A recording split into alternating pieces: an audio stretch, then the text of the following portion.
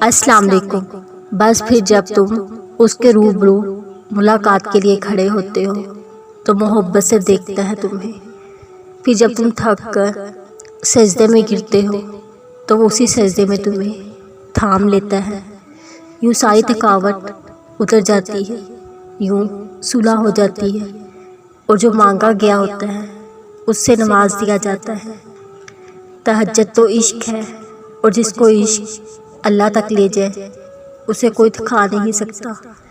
بس وہ مان جاتا ہے، اور جب وہ مان جاتا ہے تو جنگ سارا یہ ہار جاتی ہے۔ پھر جس کا حکم وہ دیتا ہے وہ ہر حال میں مل کر رہتا ہے۔ دعا کے قبول ہونے کی 3 صورتیں ہیں۔ اول تو یہ جو کچھ مانگا وہ عین اسی طرح مل جائے۔ دوسری صورت یہ ہے کہ کوئی بلایا یا کوئی مصیبت آنے والی ہوتی وہ ٹل جائے گی۔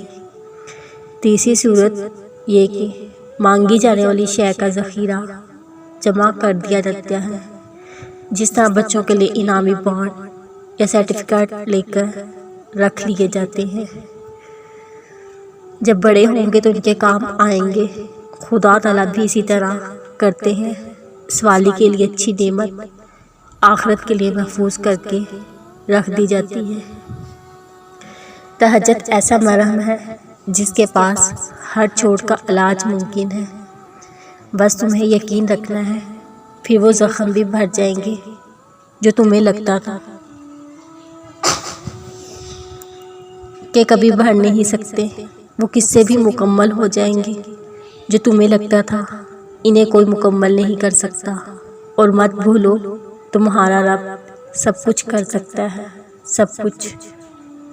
جو اللہ کو ہم سفر بنا لیتے ہیں انہیں سفر کبھی خوف زدہ نہیں کرتا۔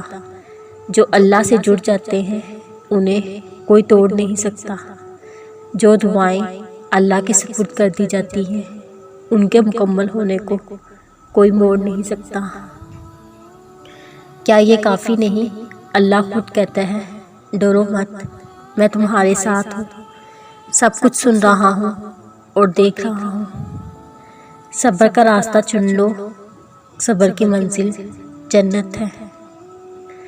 میری خوشی کے لیے اتنا ہی کافی ہے۔